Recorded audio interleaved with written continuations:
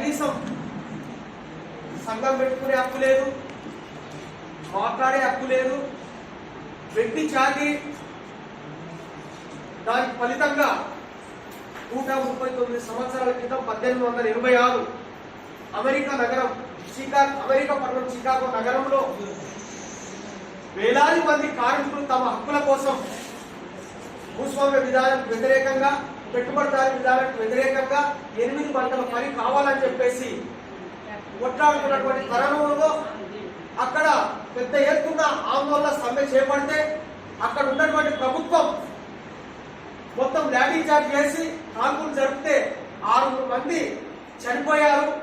దాని ఫలితంగా ఉద్యమం వెనక్కి తగ్గకపోవడంతో పెట్టుబడిదారులను అణిచివేసుకున్నటువంటి పరిస్థితులలో కార్మికులకు తల ఒక్కి ప్రపంచ కార్మికులారా ఏకం కండి అని చెప్పేసి నినాదంతో ఆ రోజు 8 గంటల పని డిక్లేర్ చేసినటువంటి రోజు.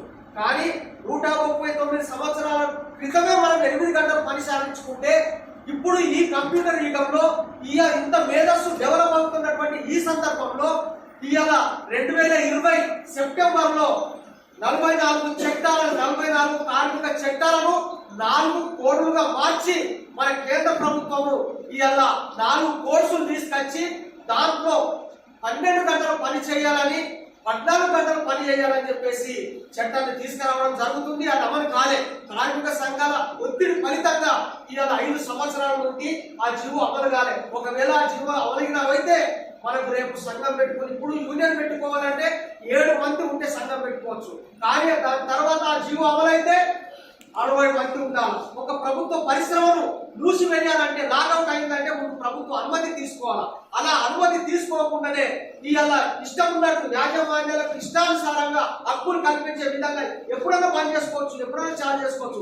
ఒక వర్కర్ను అనవసరంగా వెళ్ళగొట్టే కూడా ఇప్పుడు మనం నోటీస్ ఇచ్చి మమ్మల్ని ఎందుకు వెళ్ళగొట్టే మాకు నష్టపరిహారం కావాలని అడిగే హక్కులు ఉన్నాయి. కానీ ఈ చట్టాల కింద అమలైతే అవి ఎలాంటివి కూడా మనం మోసుకునే పరిస్థితి ఉంది. సమ్మె చేసినటువంటి హక్కులు కూడా అడిగించే పరిస్థితి ఉంది. కాబట్టి 44 చట్టాలు 4 కోర్సులు రద్దు చేయాలని కేంద్ర ప్రభుత్వానికి డిమాండ్ చేస్తూనే మే 20 తారీఖున దేశవ్యాప్త సమ్మె ఉంది.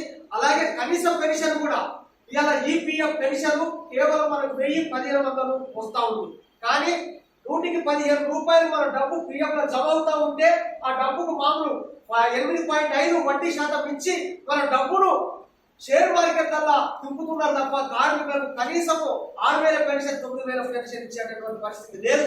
అలాంటి పెన్షన్ కావాలని చెప్పేసి, అలాగే కనీస వేతనం 26,000 ఇవ్వాలని, కనీస వేతనం పెన్షన్ 9,000 రూపాయలు కావాలని చెప్పేసి మనం ఈ వేడే సందర్భంగా డిమాండ్ చేస్తున్నాము.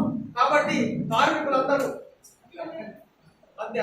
కార్మికులందరూ మన చీఫ్ గెస్ట్ గా, మనకు అతిథులుగా మనకు వచ్చినందుకు వారికి గౌరవిస్తూ మనం అందరము మేడం చెప్పేటటువంటి చట్టాలపై అవగాహన కల్పించడానికి వచ్చినందుకు ధన్యవాదాలు.